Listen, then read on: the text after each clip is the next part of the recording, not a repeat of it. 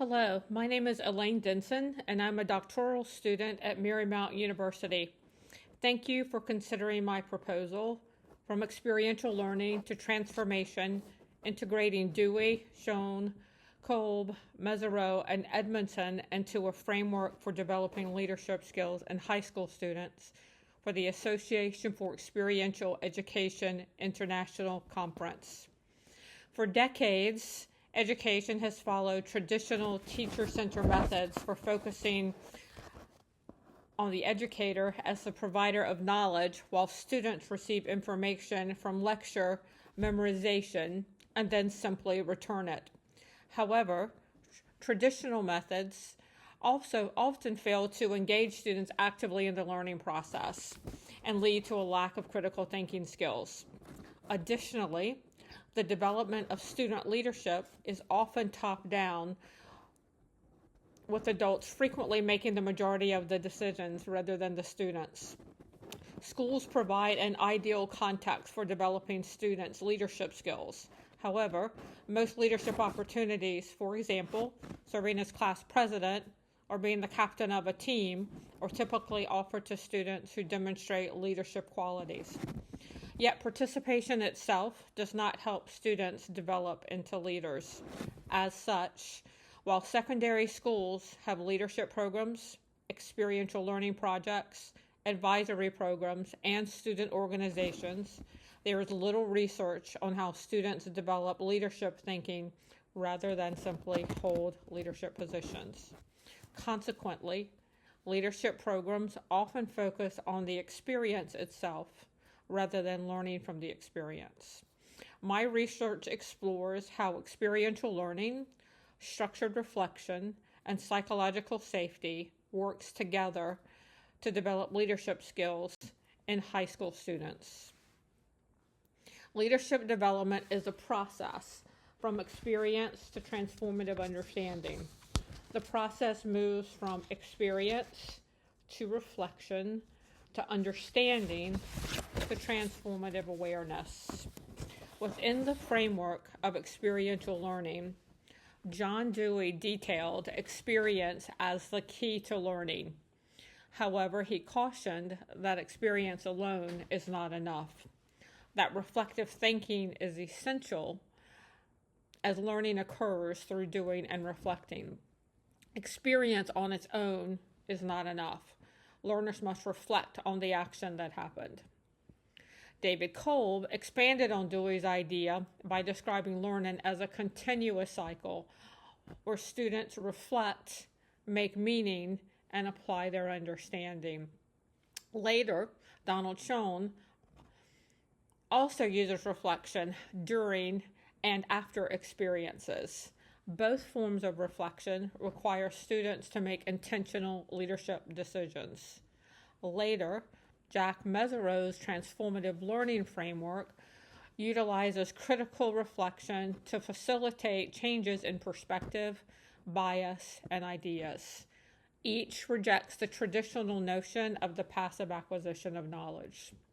Later, instead, they focus on the idea of learning as a process gained through experience and reflection. Finally, Edmondson's theory of psychological safety clarified the conditions where students feel safe to collaborate, reflect, make mistakes, challenge ideas, and rethink. Collectively, these frameworks suggest that leadership does not develop by experience alone, but through intentional critical reflection that leads to new perspectives, all within psychologically safe environments. Within the literature, three major findings developed. First, experiential learning effectively develops leadership and critical thinking skills.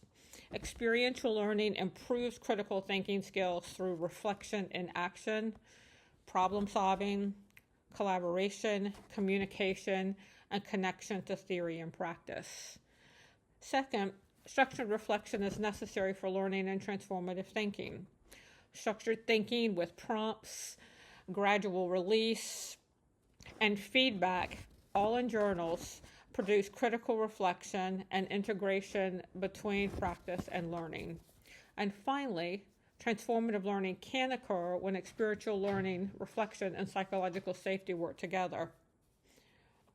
Research indicates that individuals can change their beliefs and perspectives as a result of critical thinking on experiences. However, psychological safety enables an environment for students to question their ideas, rethink, and discuss, leading to leadership growth. While there is much research on the individual frameworks, there are still gaps in the literature. First, there is limited research with high school students.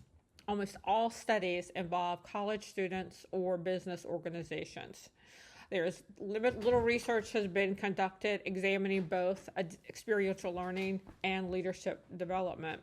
And finally, almost all studies focus on the leadership itself and not the learning. Secondly, few studies use all four concepts. Most studies research the ideas of experiential learning, transformative learning, and psychological safety individually, not working together. And there's almost no research on psychological safety with high school students. And finally, there is limited research connecting structured reflection to transformative leadership. While reflection is studied, and all note its importance, most does not include journaling. This research will be significant for educational programs who currently offer or are developing leadership programs for high school students. Specifically, the study addresses the questions: how does experiential learning develop high school students' understanding of collaborative leadership skills? And how does a psychologically safe classroom influence students' willingness to engage in critical reflection?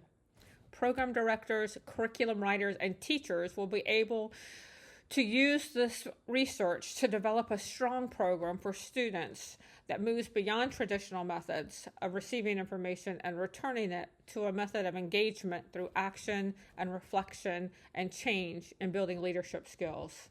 Additionally, the experiential learning allows all students the opportunity to develop leadership skills rather than only the students already in leadership positions.